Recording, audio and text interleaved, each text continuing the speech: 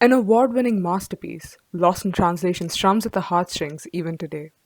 Two strangers meet against the backdrop of Tokyo's gorgeous skyline and form an unforgettable bond.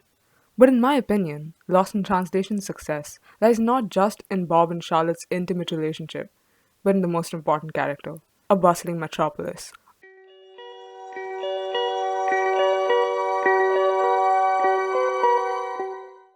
Every city dweller has experienced it, that unnamed melancholy for something you'll never have. It washes over you every time you set foot onto a crowded street or brush against a stranger's shoulder on the bus. This deep sense of yearning to be known and to be content.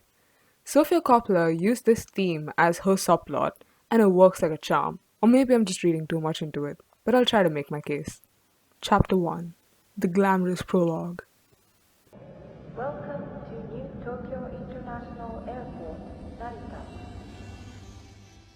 Right after the title slate, we are faced with the audio, Welcome to New Tokyo International Airport.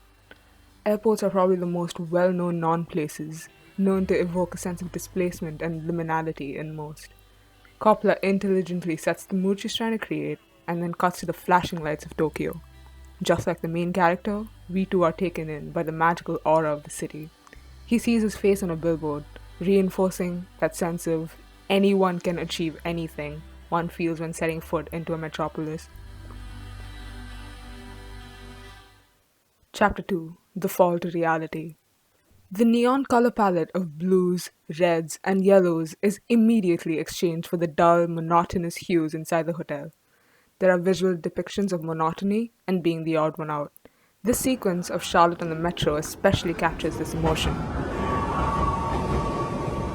She is obviously confused and turns to the people around, observing them for clues. The magnification slowly increases till she is the only one in the frame. Although she is a tourist here, most city dwellers have experienced that emotion of suffocation.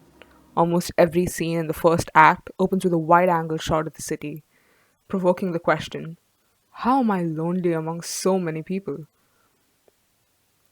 Chapter 3. Finding Your Place in the Chaos.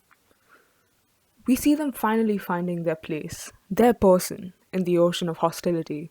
This is where Coppola smugly starts fulfilling the urban dream. The pace of the shots quickens where they were previously drawn out. Charlotte displays her youth while Bob revisits it. One of the major reasons why people dream of a metropolitan utopia is the chance to recreate their identity. Charlotte symbolizes that by wearing a wig for the night. It is the only thing that cuts through the blues and grays of the scene. And as if to tease the viewer further, we are given a shot of the lively crowd from outside the building just to show what is out of our reach. Chapter 4. An Ephemeral State of Contentment. A lot of city living is vicarious living.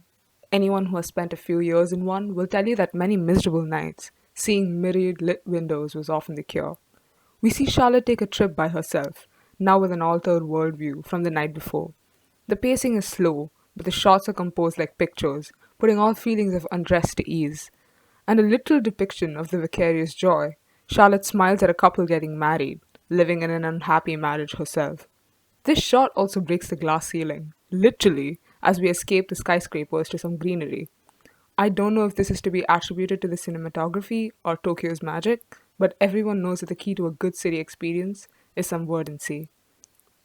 Chapter 5. Broken Ties and Painful Goodbyes.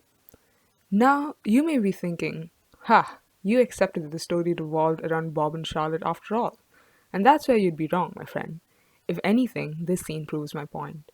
We see several shots before the kiss where Bob and Charlotte don't stand out. They are simply strangers in the crowd. A city sunrise signifies new beginnings, but oftentimes, a new day is a tough mirror to reality. There's only so much one can survive with secondhand happiness, and so returns the unspoken melancholy, yet again.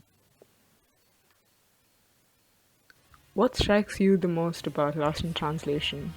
It really astounds me every single time that this was supposed to be a personal memoir, but ended up echoing in the hearts of so many. Perhaps it's because we all take away different things from it, and that's the magic of film. Let me know down in the comments. Thank you for watching, and have a great day.